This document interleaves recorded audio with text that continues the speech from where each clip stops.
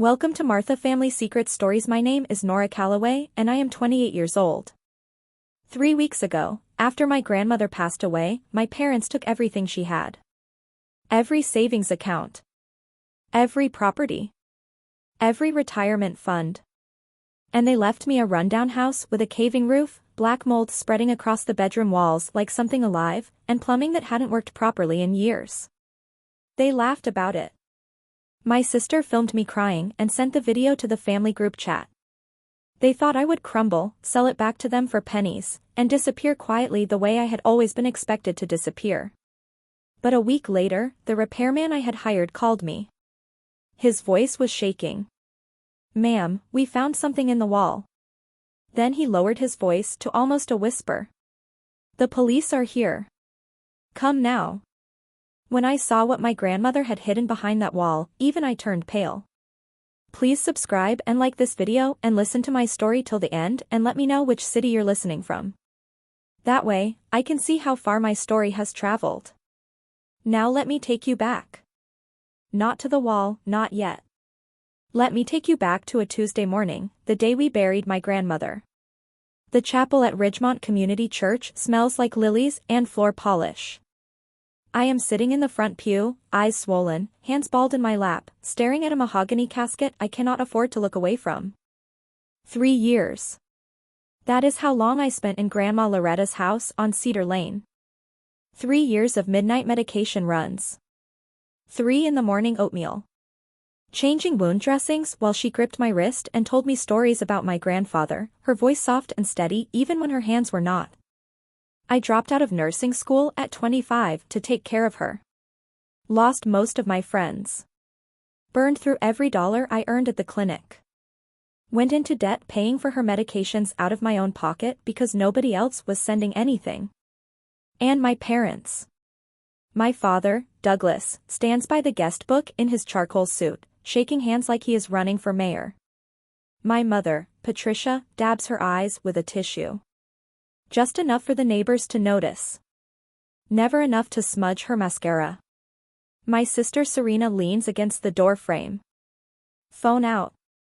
Posting a selfie with a caption about eternal love and missing grandma. They visited once a month. 20 minutes. Sometimes less. I carried a folding chair from home because the hospice facility only kept one beside the bed. That same chair is in the back of my car right now. I sat in it every single night for 1,000 nights. And nobody in this room knows that except me and God. Mrs. Patterson from the garden club touches my arm. "Your parents are so lucky to have you, sweetheart." I smile. It is the only muscle I can still fully control. After the service, the parking lot clears slowly. I am loading the folding chair into my trunk when my father appears behind me. "I cleaned out her place last night," he says, hands in his pockets. "Lawyer reads the will tomorrow morning. Don't get your hopes up. Her body is not even cold yet." Attorney Hargrove's office is small and brown. Brown desk, brown walls, brown leather chairs that creak when you sit. Douglas takes the center seat. Patricia is to his left, clutching her purse like it might attempt an escape. Serena is on the end, scrolling through her phone. I take the chair closest to the door. Hargrove opens a manila folder and begins reading. His voice is flat, mechanical. Savings accounts totaling $480,000 to Douglas and Patricia Calloway. The Oak Street rental property, assessed at $310,000 to Douglas and Patricia Calloway. Retirement funds, $410,000 to Douglas and Patricia Calloway. I stop breathing. To my granddaughter, Nora Calloway, I leave the residential property at 22 Cedar Lane. Current assessed value, $35,000, as is. The room tilts. $35,000. A house with a caving roof, black mold climbing the bedroom walls, and plumbing that has not worked reliably since before I was born. "That cannot be right," I whisper. "She told me. She always said I would be taken care of." My father cuts in without looking at me. "She said that to everyone, Nora. This is black and white. Serena snorts and aims her phone at my face. I hear the shutter sound. My hands are shaking and she is filming it. 10 minutes later, a message appears in the family group chat. Serena had sent the video with a caption. "Little sis got the haunted house." I stare at the signature page before Hargrove takes it back. Grandma Loretta's name is there, but the handwriting trembles across the line like a seismograph reading. That is not how she wrote.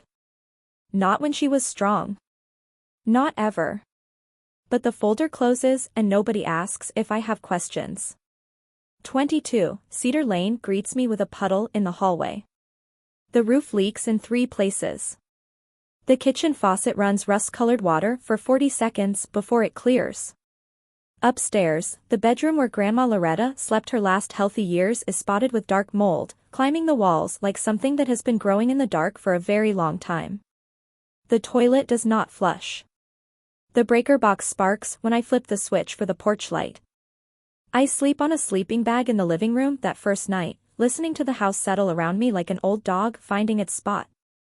It makes sounds in the dark, creaks and groans and sighs.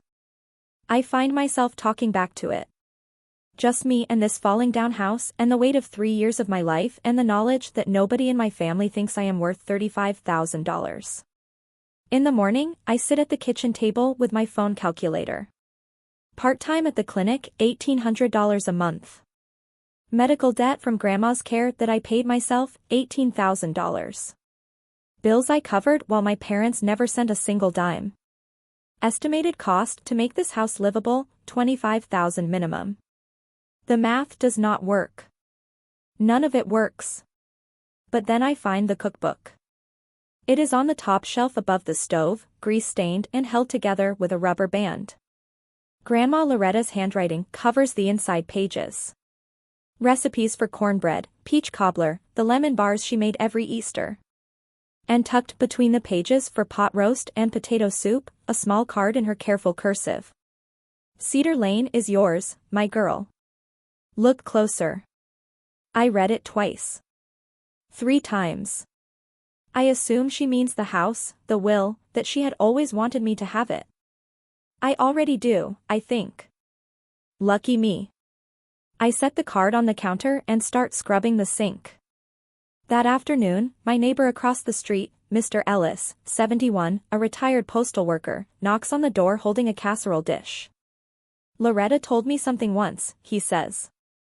"If you ever moved in here, I should tell you to call a man named Walter Beck. His number is taped behind the kitchen cabinet." 1 week after the reading, my father calls. "I've been thinking about your situation." His voice is the one he uses when he wants something, warm on the surface with the calculation running underneath. "That house is a money pit, Nora. I found a buyer. 40,000 cash. You take that, pay off your medical bills, rent a studio apartment somewhere. Clean start. $40,000. For a property he swore was worthless. Why do you care about a house you said nobody wants?" "I care about my daughter," he says. I let the silence sit. Then Serena calls. "No warm-up, no pretense. Sell the house, Nora. Don't be stupid and sit in that dump crying until you need mom and dad to bail you out." A pause, and then she drops it almost carelessly, like it costs her nothing. "Besides, someone's buying up that whole block. Land values are going up." She hangs up before she realizes what she just said. I sit at the kitchen table staring at the phone.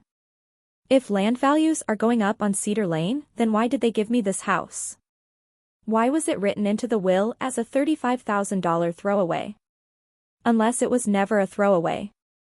Unless it was never meant to be. That night I cannot sleep.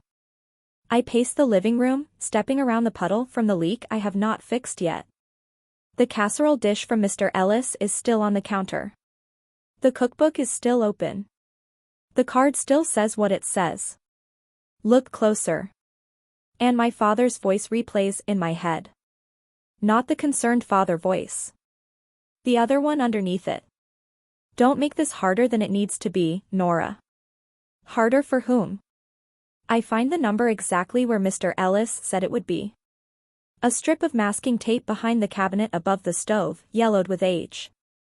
The digits in Grandma Loretta's steady hand. Walter Beck picks up on the second ring. When I tell him Loretta has passed, the line goes quiet for a long time. She was the kindest woman I ever worked for, he says finally. Every Christmas she brought pies to my shop. 15 years running. He comes the next morning. 65 years old, broad-shouldered, white hair under a faded hardware cap. He walks through the house the way a doctor examines a patient, pressing walls, checking joints, tilting his head at the ceiling. Roof needs replacing. Plumbing's shot. Kitchen wiring's a hazard. He raps his knuckles against the living room wall. But the bones are solid. Surprisingly solid.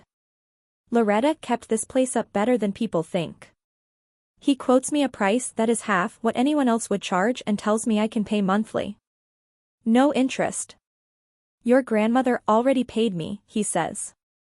15 years of kindness is worth more than any invoice. Upstairs, he measures the bedroom walls.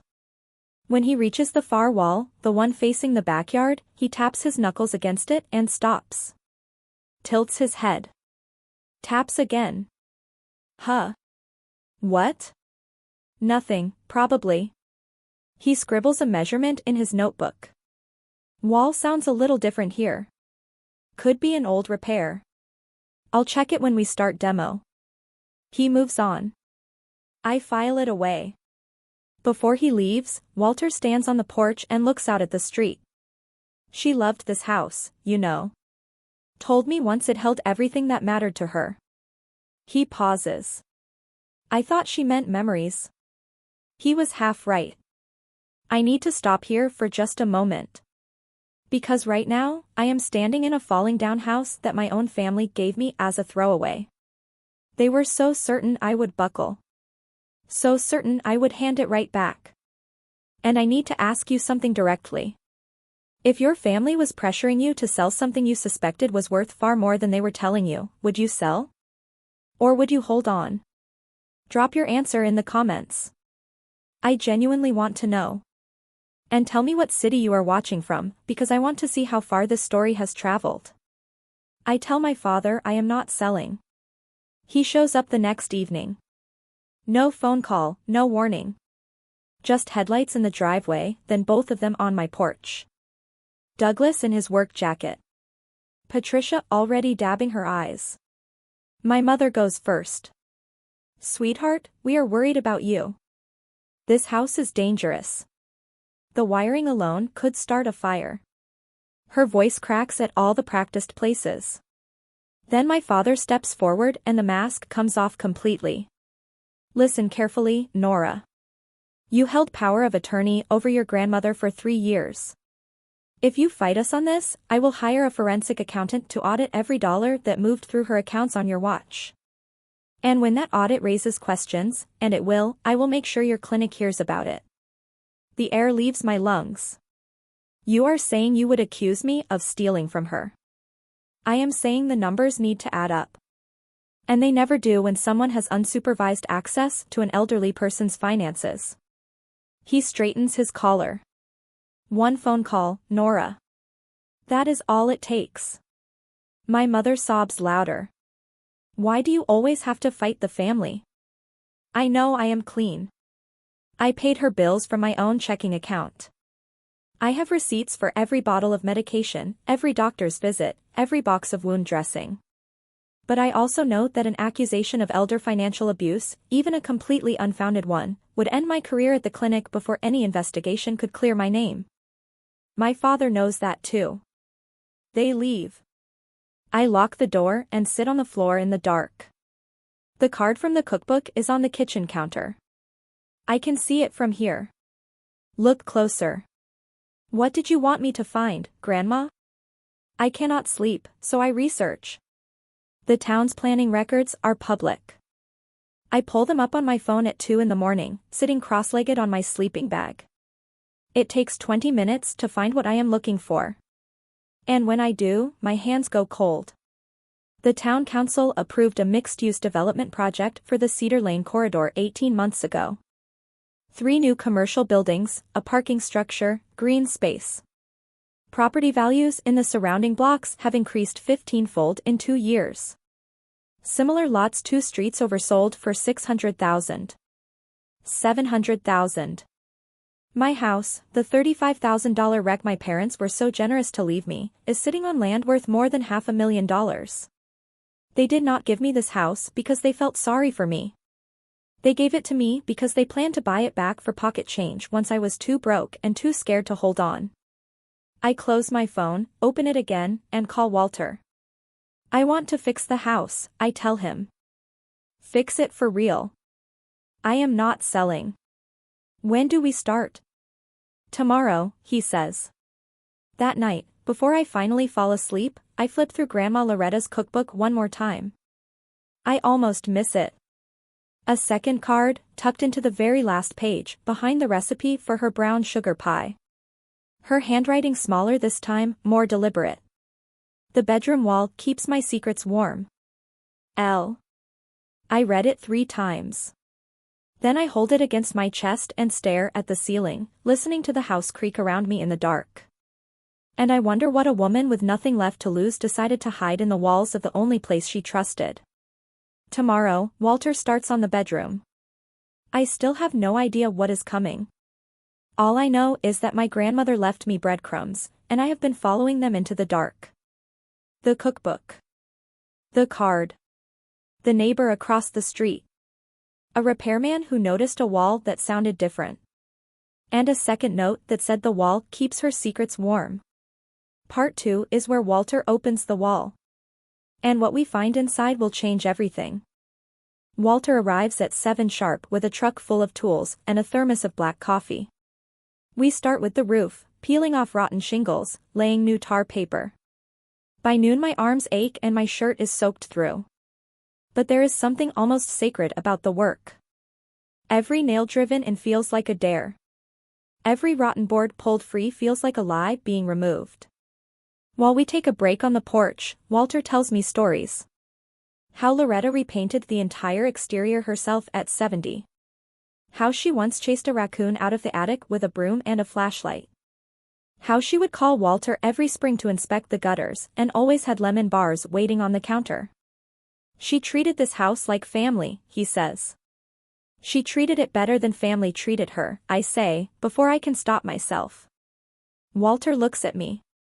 He does not push. After lunch, we move upstairs. The bedroom needs the most work. Mold remediation, new drywall, fresh insulation. Walter pulls his tape measure along the far wall, the one facing the backyard. He taps his knuckles against it again, the way he did on his first visit. This time he taps in 3 different spots. Hollow. Hollow. Solid. Hollow. He frowns. Measures the wall's depth with a laser tool, then measures the hallway on the other side. 8 inches, he mutters. What? This wall is 8 inches thicker than it should be. Standard interior wall is 4.5. He presses his palm flat against the surface. Somebody added a false layer. And they did it well. The seams are almost invisible. He turns to look at me. His face is different now. Careful. Nora. There is something behind this wall. The card flashes through my mind. The bedroom wall keeps my secrets warm. Walter works slowly. Pry bar first, easing the outer layer of drywall away from the studs. Behind it, a second layer. Plywood, nailed tight, sealed along every edge. This was not a patch job or a lazy repair. Somebody built this on purpose. He removes the plywood panel. Behind it, a cavity between the walls, roughly 2 feet by 3 feet, lined with plastic sheeting. And sitting in the center, wrapped in a heavy-duty garbage bag sealed with packing tape, a fireproof document box. Gray metal, the kind you buy at an office supply store to protect insurance papers and birth certificates. That is not insulation, Walter says quietly. I climb up beside him. My fingers are trembling as I peel away the tape and open the bag. The box is heavy. I set it on the floor and pop the latch. Inside, a document, 8 pages, stapled in the corner. A notary seal on the last page, embossed and dated. A signature I recognize immediately. Grandma Loretta's real handwriting. Clear, steady, deliberate. Nothing like the shaking scroll in the will that Hargrove read to us. Beneath the document, a hardcover notebook, navy blue, filled cover to cover with her handwriting. Dates in the margins. Names. Dollar amounts. And at the bottom of the box, a sealed envelope. On the front, in her careful cursive, for Nora. When you are ready. Walter picks up the first page of the document and reads it. His face drains of every color. Nora. His voice sounds wrong. This is a will. A different will. He looks up at me. It leaves everything. The savings, the rental property, the retirement accounts. All of it. To you. I stare at the page. The will they read to your family, Walter says, is a fake. The room tilts. I grab the door frame to stay upright. We sit on the bedroom floor, the notebook open between us. Walter reads over my shoulder. Neither of us speaks for a long time. The first entry is dated 4 years ago. January 15th, Diane came today. She brought papers. She said they are for the bank, for my medication account. I told her I cannot read the small print anymore. She said just sign, Mom, it is for your pills. She guided my hand. I signed. I do not know what I signed. March. Greg came alone. He told me Nora is spending my money. He said she bought new clothes with my debit card. That is not true. Nora bought my blood pressure medication with her own paycheck. I saw the receipt. June. They withdrew $12,000 from my savings. Diane said it was for property tax on the Oak Street house. The property tax is $3,000 a year. Where did the other $9,000 go? The entries continue month after month, year after year. Amounts withdrawn. Papers presented. Lies told. My grandmother's handwriting stays steady even as her body weakened. Each entry precise, each date circled. Near the end of the notebook, 3 months before she died. Ruth helped me today. She drove me to her house and we sat at her dining table. Mitchell Thompson from the church witnessed. Betty Cole notarized. I signed my real will, the one I actually wrote. Ruth is keeping a copy. I am hiding the original where only Nora will think to look. The final entry. Her handwriting wavers for the first time. They changed my will while I lay in bed. They think I do not know. But God knows. And Nora will know.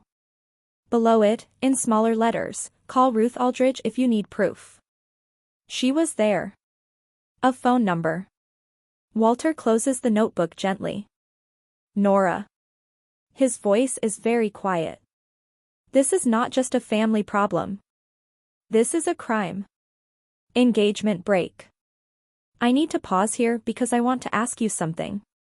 Right now, I am sitting on the floor of my grandmother's bedroom, holding proof that the people who were supposed to love her spent 4 years lying to her face and taking her money while she lay in that bed. And I am holding proof that she knew. She knew and she was afraid. She could not tell me because if they found out she had told someone, they would have sent me away. So she hid the truth in the only place she trusted and she left me breadcrumbs. If you were holding that notebook right now, what would you do? Would you take it straight to the lawyers? Or would you do something else entirely? Drop your answer in the comments. I am reading every single one. And tell me your city, because I want to know where this story is reaching. Frank makes the call before I can argue. 2 officers arrive within the hour. A young woman named Officer Reyes and her partner, a quiet man with a clipboard. They photograph the wall cavity, the box, the notebook. They read selected entries while I sit on the top step of the staircase, holding the sealed envelope I have not opened yet. Officer Reyes calls Adult Protective Services from my kitchen. I hear fragments through the door. Notarized documents. Conflicting wills. Potential guided hand forgery. When she comes back upstairs, her tone has shifted. Professional but softer. Ma'am, these documents suggest serious crimes against a vulnerable adult. APS will open an investigation. The district attorney's office will be notified. She hands me a card. In the meantime, you need a lawyer. I cannot afford a lawyer. Legal aid of Ridgemont County. Call them tomorrow morning. Ask for the Elder Law Division. She pauses at the door. Keep the originals somewhere safe. A bank safe deposit box, ideally. They take photocopies. They photograph every page of the notebook, the false wall, the box, the plastic sheeting, my grandmother's handwriting. After they leave, the house is very quiet. Walter stands in the hallway with his cap in his hands. What are you going to do? I look at the notebook on the bedroom floor. At the envelope I still have not opened. At the wall where my grandmother hid the truth because she could not trust anyone in her own family to hear it except me. I am going to call Ruth, I say. Ruth Aldrich answers on the first ring, as though she has been waiting. When I tell her who I am, she starts crying. Not the way my mother cries, calculated and theatrical. Ruth cries the way you cry when something you have been carrying for months finally breaks loose. I did not know she had passed, Ruth says. Your father told me 6 months ago that Loretta did not want visitors. That she was confused and did not recognize people. A pause. That was not true, was it? No, ma'am. She recognized me until the very last day. I knew it. Her voice steadies. I have the copy, Nora. The real will. Loretta came to my house 3 months before she died. Took a taxi by herself. Would not let anyone drive her. She was sharp, clear-eyed, and she knew exactly what she was signing. Ruth tells me everything. The 2 witnesses, herself and Pastor Mitchell Thompson from Ridgemont Community Church. The notary, Betty Cole, who works at the bank on 5th Street. Loretta had insisted on 3 things, 2 witnesses, a licensed notary, and a second copy stored somewhere outside the house. She told me, if Nora finds the original, it means she is strong enough to fight. If she does not, then at least God knows the truth. Ruth pauses. There is something else. Your father came to my house 2 months ago. Friendly visit, he said. Brought muffins. But he kept asking questions. Did Loretta ever mention any documents? Did she ever talk about changing her will? I played dumb. Told him Loretta and I only talked about scripture and soap operas. He was fishing, I say. He was afraid she had told someone. A breath. She did. She told me. She just used different words. Ruth agrees to testify whenever, wherever. Attorney Denise Harlow has an office the size of a walk-in closet and a handshake that could crack walnuts. She is perhaps 50, silver-streaked hair pulled back, reading glasses on a chain. She works elder law pro bono through legal aid. And she has seen cases like mine before. She reads the notebook in 30 minutes. The real will in 5. She sets both documents on her desk and removes her glasses. The will your father presented was signed under duress or forged outright. The signatures show inconsistencies consistent with guided hand manipulation. Someone physically controlling the signer's hand. She taps the notarized will from the wall. This one has proper witnesses, a licensed notary, and a testator who was demonstrably competent. It supersedes the other. What happens now? 3 things. First, I file a petition to invalidate the fraudulent will. Second, I coordinate with APS and the DA's office. What is in that notebook constitutes elder financial abuse and forgery. Both felonies. Third, I request an emergency order to freeze all assets from the estate. That stops your parents from spending whatever they have not already spent. How long does this take? The freeze? Days. The rest? Weeks, maybe months. She looks at me over her glasses. But the first move is the freeze. Once that happens, your father will know someone pulled the pin. I nod. One more thing, Denise says. Your parents are hosting a memorial brunch for your grandmother next Saturday at the church. The whole town is invited. She holds my gaze. I am not going to tell you what to do at that brunch. But I will tell you this. Truth is not defamation. I leave her office with a manila folder and something I have not felt in weeks. A plan. It is Wednesday night. I am eating cereal over the kitchen sink when my phone buzzes. A friend from the clinic has sent me a screenshot. Serena's Facebook Marketplace listing. 3 items. Grandma Loretta's wedding ring, the thin gold band she wore for 55 years. Listed at $200. Loretta's family photo album. 60 years of Christmases and birthdays and lazy summer afternoons. $15. Her hand-embroidered handkerchiefs, the ones she stitched during chemotherapy, one for each grandchild, each bearing our initials. $5 each. The caption reads, "Estate cleanout. Everything must go." I call Serena. She picks up chewing something. That is her wedding ring, I say. She wore it every day of her life. It is a ring, Nora. It is not Grandma. I want to buy it back. 500. You listed it for 200. Family discount. She pauses for just a moment, and then she says yes. $500 is nearly a third of my monthly paycheck. I transfer it the next morning without sleeping on it because I know if I sleep on it I will talk myself out of it. When the ring arrives in a padded envelope 3 days later, there is no note, no wrapping, just the band rattling loose inside the package like it had been tossed in without a second thought. I sit at the kitchen table and hold it in my palm for a long time. It warms within seconds, like it was waiting. Like it recognized me. They took her money. They took her house. They took her dignity while she lay in that bed, unable to stop them. And then they sold her wedding ring on the internet for the price of a dinner.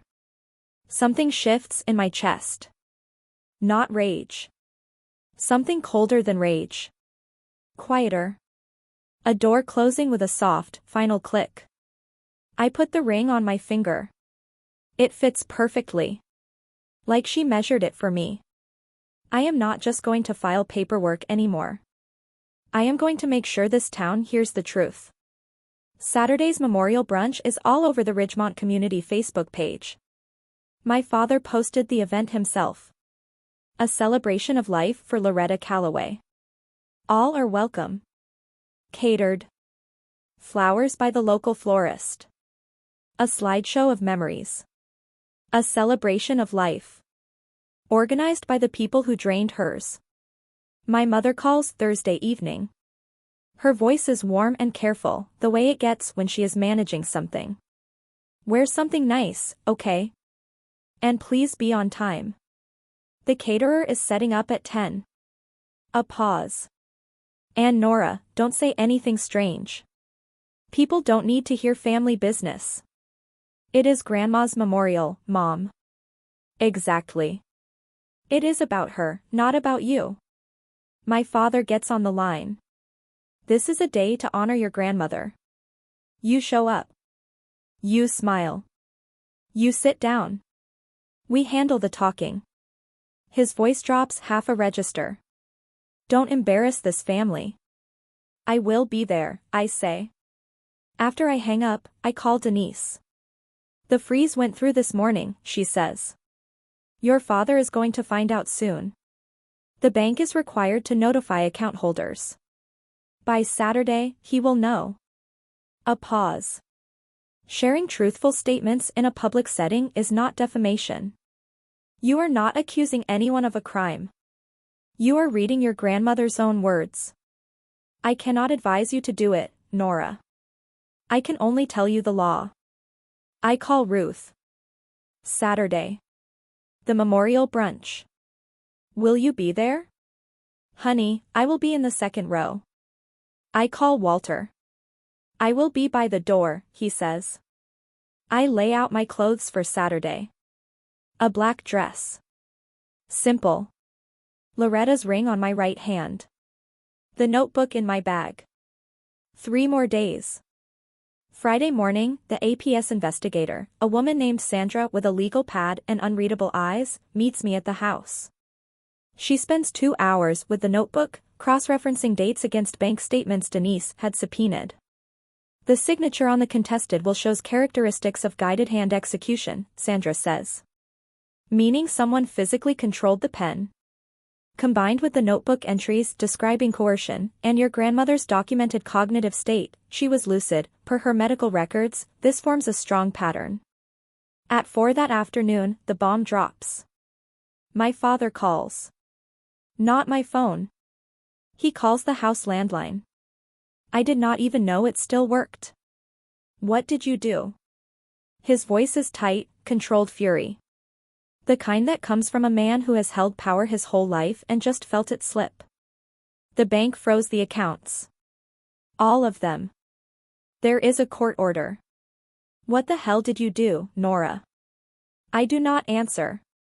You are going to regret this. You hear me? You are going to regret this. He hangs up. 20 minutes later, Serena posts an Instagram story. Black background, white text. Some people cannot even let a family grieve in peace. You know who you are. I sit on the porch as the sun sets. Mr. Ellis waves from across the street. Walter texts, see you tomorrow. You have got this. Ruth texts, Loretta is with you, sweetheart. Second row. I will be there.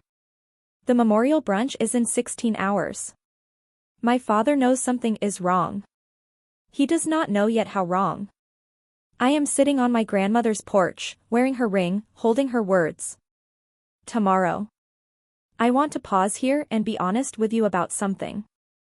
That night, sitting on that porch, I was terrified. Not of my father. Not of my mother. I was terrified of standing up in front of 90 people who had known my family for 30 years and reading words that would change everything they thought they knew. What would you have done? Would you have read that notebook out loud in front of everyone? Or would you have kept it quiet and let the lawyers handle it in private? I genuinely want to know. Drop your answer in the comments. And if you are watching this from somewhere that feels a little like a porch in the dark, wondering whether to speak up or stay quiet, this next part is for you. The house is quiet at midnight. I sit in the upstairs bedroom, the room where the wall was opened, where the box was found, where Loretta tucked the truth into the bones of her home because she could not trust the people who shared her blood. Walter has patched the wall already, but I can still see the outline. The place where the plywood panel was. I open the envelope. 2 pages, handwritten. Her best stationery. Cream-colored paper with a pressed wildflower border. Dear Nora, if you are reading this, it means you found what I left. It means you stayed in this house long enough to listen to it. I want you to know that I knew. I knew what they were doing. Your father, your mother, your sister. I knew about the papers Diane made me sign. I knew about the money Greg took. I knew they changed my will while I lay in this bed. I did not tell you because I was afraid. If they found out I knew, they would have sent you away. And you were the only good thing left in my days. I forgive them. Not for their sake, for mine. Carrying anger at 82 is too heavy. But forgiving them does not mean letting them take what is yours. You were the only one who stayed. Not for the money, not for the house. You stayed because you loved me. That is why everything is yours. Be brave, my girl. The truth has a witness. Grandma L. At the bottom of the envelope, a Polaroid. Loretta standing in Ruth's living room, holding the navy notebook, smiling. Ruth beside her. On the back in Loretta's handwriting, the truth has a witness. I put the ring on my finger. It fits perfectly. It always has. I set my alarm for 6. Ridgemont Community Church Fellowship Hall. 10:15 in the morning. 90 people. White linen tablecloths. Flower arrangements in the windows. A projector cycling through a slideshow of photographs. Not a single photo of me in the entire slideshow. 3 years beside her bed, and I have been cropped out as cleanly as I was cropped out of the will. My father is at the microphone, shaking hands and talking about what a devoted family they were. And I am standing at the back of the room with Grandma Loretta's notebook in my hands. My father's voice fills the fellowship hall like warm honey poured over gravel. Mom gave everything for this family. She was the heart of this home, the foundation of our lives. My mother sits beside the podium, tissue pressed to her nose. Serena runs the slideshow from a laptop. I watch the photographs scroll. Loretta at Christmas. Loretta at Serena's graduation. Loretta holding my father's arm at the church picnic. Not a single image of me. 3 years beside her bed. 1,000 sleepless nights. Cropped out. Mr. Ellis leans toward the woman beside him and whispers something. She glances at the screen. She glances at me. She frowns. My father's voice swells. And I want to thank this entire family for standing by Mom through everything. He opens the floor. If anyone would like to share a memory, please come up. I stand. Every chair in the room shifts as 90 heads turn. My father's jaw tightens. My mother's tissue stops mid-dab. Serena's hand freezes on the laptop trackpad. I walk to the front. Black dress. Loretta's ring. The notebook held close to my ribs like a hymnal. I face the room. 90 faces. Some kind, some curious, some already uncomfortable. Thank you all for being here, I say. My voice is steady. My pulse is not. Grandma Loretta would have loved seeing this many people she cared about in one room. I tell them about the 3 years, briefly. The overnight shifts. The medication schedules. The morning oatmeal she insisted on at exactly 6:30. The folding chair I carried from room to room so I could sit beside her wherever she was. A few women in the third row press their hands to their mouths. But there is something about Grandma that most of you probably do not know. I lift the notebook just enough for the room to see it. She was a writer. Not books or articles. She wrote in this notebook every single day for 4 years. And she asked me to share her words with the people she trusted. The room is silent. My father stands. Nora, sit down. This is not the time. I look at him directly. Calmly. The way Loretta looked at me when she wanted me to understand something important. You told me this was Grandma's day, Dad. I hold his gaze. So let Grandma speak. He does not move. My mother grabs his arm. The silence stretches like a wire pulled to its limit. I open the notebook. My hands are shaking. But my voice is Loretta's now. Steady, clear, patient. I begin to read. January 15th, Diane came today. She brought papers. She said they are for the bank, for my medication account. I told her I cannot read the small print anymore. She said just sign, Mom, it is for your pills. She guided my hand. A murmur moves through the room like wind moving through a field. March 9th, Douglas told me Nora is stealing my money. It is not true. Nora buys my medicine with her own paycheck. I saw the receipt. My father's face goes white. My mother's tissue is frozen against her cheek. November 3rd. They changed my will. I know because Ruth told me the lawyer called about updated instructions. I never gave any updated instructions. Silence. Total, airless silence. Then the whispers begin. First one row, then two, then the whole room buzzing like a hive that has been disturbed. My mother stands. Her voice cracks high and desperate. She was confused. She had dementia. She did not know what she was writing. And then Ruth Aldridge rises from the second row. 72 years old. 5 feet 3. Wearing her Sunday pearls. Her voice does not waver for a single syllable. No, she did not. I saw Loretta 3 months before she passed. She was sharp as anything. I drove her to my house. She sat at my dining table and signed her real will, the one she actually wrote. I was a witness. Ruth looks directly at my father. Pastor Thompson was the other witness. He is sitting right there. Every head turns to the front row. Pastor Thompson stands slowly. His face is grave. Ruth is telling the truth. Loretta asked me personally.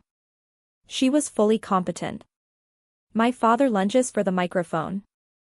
This is ridiculous. Sit down, both of you. But nobody sits. And nobody is looking at my father the way they were 10 minutes ago. Something breaks behind his eyes. He steps toward me, hand out, reaching for the notebook. Give me that. You have no right to turn your grandmother's memorial into a circus.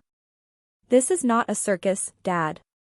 This is Grandma telling her own story in her own words. His neck flushes red. His voice rises for the first time in front of all these people, the people he has smiled at in grocery store aisles for 30 years. Who do you think you are? My mother is crying now. Not the performance kind. The real kind. Mascara streaking, shoulders caving. But this time, nobody crosses the aisle to comfort her. Nobody hands her a tissue. The women who used to flock to Patricia Calloway at every church event sit perfectly still. Mr. Ellis stands. His voice is flat and steady, the voice of a man who delivered mail to this street for 4 decades. Patricia. I have lived across from Loretta's house for 20 years. Nora's car was in that driveway every single night. Your car, once a month. Maybe 20 minutes. A woman I do not recognize, gray hair, floral blouse, speaks from the back. The only ones playing a role here are you 3. Serena shoves her chair back. You are all taking her side because she played the victim. Nobody answers. Nobody needs to. My father grabs the microphone stand and pushes it. It hits the table with a sharp metallic crack that echoes through the entire hall. My mother seizes his arm. They walk toward the exit. Patricia pulling. Douglas rigid. Serena scrambling behind them with the laptop under her arm. The door closes. The room exhales. I am still standing at the front, holding the notebook. Loretta's ring catches the overhead light. I did not raise my voice once. Through the fellowship hall windows, I watch my family cross the parking lot. My father 2 steps ahead. My mother half jogging to keep up. Serena trailing with her arms wrapped around herself. They stop. 2 police cruisers are parked beside my father's car. Not blocking it. Just present. A woman in a gray blazer leans against the hood of the first car. Sandra from APS. Beside her stands a plainclothes detective with a badge clipped to his belt. My father sees them. He freezes mid-stride. The detective steps forward. Mr. Calloway. Mrs. Calloway. I am Detective Morrison, Ridgemont County. We need to ask you some questions regarding a complaint filed by Adult Protective Services concerning the estate of Loretta Calloway. My father straightens. Muscle memory. The executive posture. The authoritative voice. This is a misunderstanding. My daughter is emotional. She has been under a lot of stress. Sir, this is not about your daughter. Detective Morrison does not blink. This is about your mother's bank records and a notarized will that contradicts the one filed with the county. My mother's knees buckle slightly. Serena takes 1 step back. Then 2. Physically separating herself from her parents. Through the glass, 90 people watch. Nobody pretends not to look. Detective Morrison turns to Serena. Miss Calloway, I would like to speak with you separately. Were you aware of any changes made to your grandmother's will? Serena opens her mouth. Closes it. Her eyes dart to my father, then away. For the first time since I have known her, my sister looks genuinely small. I need to pause here because I know what some of you are thinking right now. You are thinking, did she really do that? Did she really stand up in front of 90 people and read from that notebook while her family sat right there? Yes. I did. And my hands did not stop shaking the entire time. But when you are holding proof that the person you loved most was taken advantage of by the people who were supposed to protect her, you cannot sit still. Some truths are too heavy to keep carrying alone. Some words deserve to be spoken out loud, in a room full of people who loved the person they were written about. What would you have done? Tell me in the comments. And if you have dealt with something similar, share your story. You are not alone. Subscribe for more stories about standing your ground and reclaiming your life. Ruth tells me later what Mr. Ellis told her. He was close enough to the parking lot to hear most of it through an open window. Detective Morrison separates Serena from my parents. Standard procedure. They talk beside the second cruiser while my parents wait near the first. My father pacing. My mother leaning on the car with both hands. Morrison explains the charges being investigated. Elder financial abuse. Forgery. Coercion of a vulnerable adult. Each one a felony. Each one carrying up to 5 years. Serena does the math in 3 seconds. It was Dad's idea. Mom helped. She was the one who brought the papers to Grandma's bed. I went along with it. My father heard it even from 20 feet away. He turned and stared at Serena like he had never seen her before. What did you just say? My mother grabbed Serena's arm. Baby, don't. Serena pulled free. No, Mom. I am not going to prison for your mortgage. She told them everything. How my father learned from a contact on the town planning council that the Cedar Lane corridor was slated for development. How he had known the land value was skyrocketing for over a year while he told me the house was worthless. How the entire inheritance split was designed to leave me too broke and too frightened to hold on to the one asset that was actually worth something. My father stood in the middle of that parking lot. My mother beside the car. Serena next to the detective. 3 separate islands. The family he had controlled for 30 years, fractured in a church parking lot, while the entire town watched through stained glass. Nobody came outside to shake his hand. Inside the fellowship hall, the particular stillness that follows something irreversible settles over the room like a held breath. Pastor Thompson walks to the microphone. He does not touch it for a moment. He just stands there, hands clasped, looking at the empty seats where my family sat 20 minutes ago. Loretta Calloway was a woman of truth, he says. And today, her truth was heard. He does not say more. He does not need to. People come to me one by one. Not rushing. Not dramatic. The way you approach someone after a storm, carefully, with open hands. Mr. Ellis grips my arm with both hands. Whatever you need, sweetheart. Anytime you knock on my door. A woman from Loretta's book club, tears running down her face, takes my hands without a word and just holds them. A nurse from the clinic, Deborah, who trained me, wraps me in a hug so tight I cannot breathe. Come back when you are ready. Your position is not going anywhere. Walter appears at my side, cap in his hands. The house is going to be beautiful when it is done, he says. She knew it would be. And then Ruth. Ruth, who held the secret, who played dumb when my father brought muffins to her house, who kept a copy of the truth in her dresser drawer for months waiting for the right moment. She takes my hands. She chose you, honey. Not because you are perfect. Because you are real. I look down at Loretta's ring on my finger. At the notebook still under my arm. At this room full of people who knew my grandmother, really knew her, and who just watched the curtain fall on 30 years of pretending. I did not win anything today. I just made sure Grandma was heard. 3 weeks pass. The legal machinery moves the way Denise promised it would. Slowly. But with weight. The court date is set. The evidence is filed. And on the morning the probate judge reviews both wills, the notebook, the witness testimonies from Ruth and Pastor Thompson, and the APS investigator's full report, the ruling takes 11 minutes. 11 minutes to undo what took my family 4 years to build. Part 5 is where the numbers come in. Where my father calls from a number I do not recognize. And where I finally figure out what my grandmother always knew about the difference between a house and a home. The will presented by Attorney Hargrove is declared invalid. Signatures obtained under duress. Fraudulent testamentary intent. Grandma Loretta's real will, the one she hid in the wall of 22 Cedar Lane, is upheld as the binding document.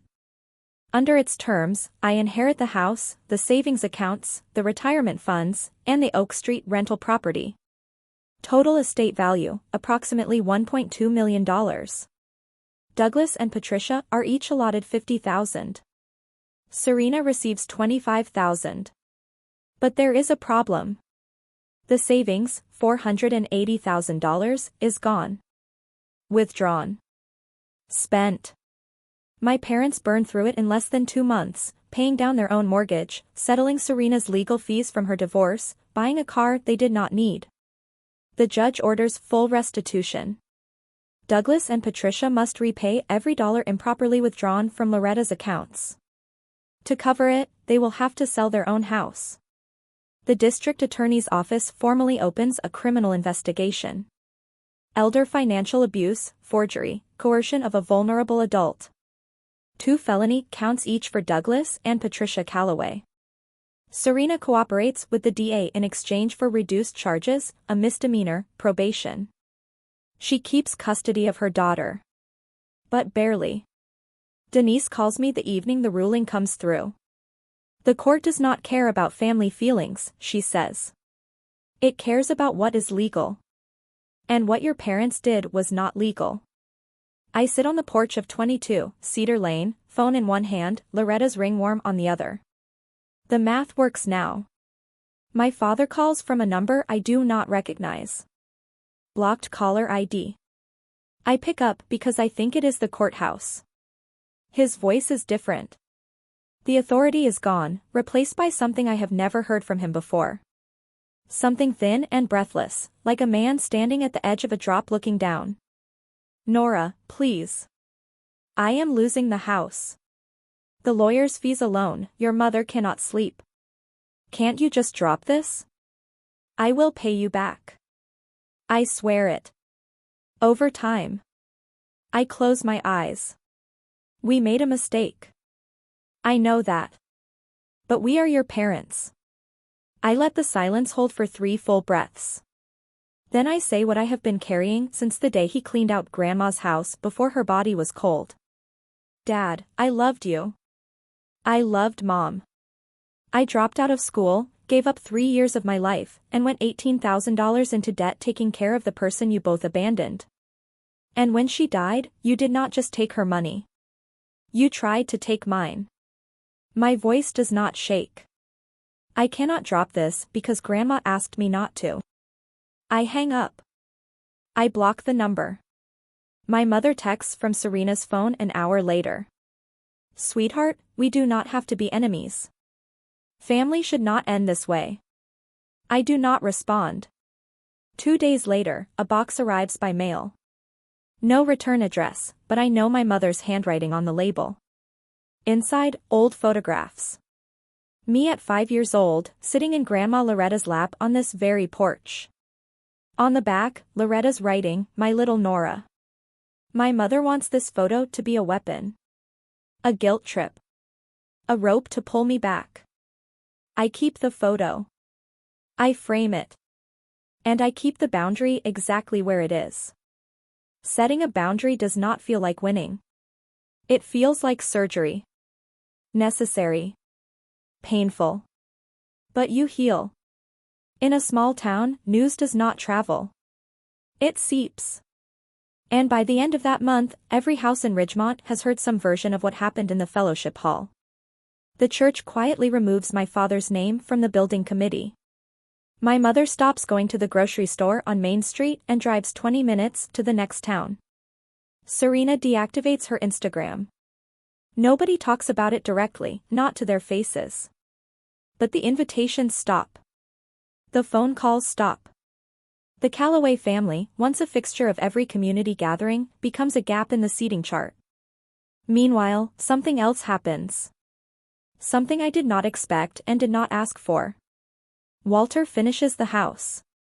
He charges me nothing for the final phase, the electrical work, the paint, the kitchen cabinets. Loretta already paid me, he says when I try to argue. 15 years of pie is a serious invoice. Mrs. Phillips, who owns the florist shop, brings potted geraniums for the porch. Loretta's favorite. Mr. Ellis helps me repaint the picket fence one Saturday morning, telling stories about Loretta chasing squirrels out of her tomato garden, both of us laughing until we are leaning on the fence just trying to breathe. I enroll back in nursing school. The debt is gone, paid off in full from the estate, tuition covered. The clinic saves my position. And every Sunday afternoon, Ruth Aldridge walks the 6 blocks from her house to mine. We sit at the kitchen table, Loretta's kitchen table, and drink Earl Grey from Loretta's blue mugs while the light moves across the room and the afternoon goes quiet around us. One afternoon, Mr. Ellis stops by during our tea. He pauses in the doorway, hat in hand. Loretta came to me a year before she passed, he says. She told me, if anything happens, look after Nora for me. I promised. And I kept my word. She built a safety net I never knew existed. Stitch by stitch. Neighbor by neighbor. Tell me in the comments. And if you have dealt with something similar, share your story. You are not alone. Subscribe for more stories about standing your ground and reclaiming your life. 3 months after the memorial brunch, 22, Cedar Lane does not look like the same house. New roof, slate gray. Fresh white paint. Hardwood floors sanded and sealed, original oak that was hiding under decades of carpet, gorgeous once the grime was gone. The kitchen has new counters and a working stove. The bathroom has hot water and a toilet that flushes on the first try. The porch has 2 rocking chairs, a hanging fern, and a doormat that says welcome. The one Loretta had kept in her closet, still in the plastic wrap, like she was saving it for the right person. Walter found the rose bush she planted 20 years ago, buried under a hedge that had overgrown it. He cut it back, gave it room. By August, it bloomed, pink and heavy, exactly the way she had described it in her notebook. I sit on the porch in the evenings studying anatomy for my nursing exams. Loretta's ring on my right hand. The Polaroid of her and Ruth framed on the mantel inside. The navy notebook in the bedside drawer, not hidden anymore. Just resting. The estate settled. After legal fees, restitution complications, and what was already spent, I netted just under $900,000. Enough to be free. Enough to never depend on anyone who would use that dependence against me. I did not sell the land. I live here. My parents are awaiting trial. They put their house on the market to cover restitution and attorney fees. Serena completed her probation. She has not called. I have not called either. Some nights I walk through the upstairs hallway and stop at the bedroom wall. Walter installed a small oak plaque where the false panel used to be. It reads, Loretta's wall. I do not live in Grandma's old house anymore. I live in mine. Sunday morning. October light fills the upstairs bedroom, warm and amber, the way it only hits this room between 9 and 10 in the morning, golden and clean like something earned. I stand in front of Loretta's wall. The plaque catches the sun. Below it, the paint is smooth and new. But if you press your palm flat against it, you can feel the faintest ridge. The outline of where the secret lived. I take out the letter one more time. The cream-colored paper, the pressed wildflower border. I know every word by now. but I read the last line anyway. You were the only one who stayed. Not for the money, not for the house. You stayed because you loved me. That is why everything is yours. Outside the window, Mr. Ellis is walking his dog. He waves. I wave back. Down the street, Ruth turns the corner with a bakery bag in her hand. She brings scones now, every Sunday. Our new tradition. She will sit in Loretta's chair at the kitchen table, and I will make the tea, and we will talk about nothing and everything the way family is supposed to. People ask me if I hate my parents. I do not. Hate takes energy I would rather spend somewhere else.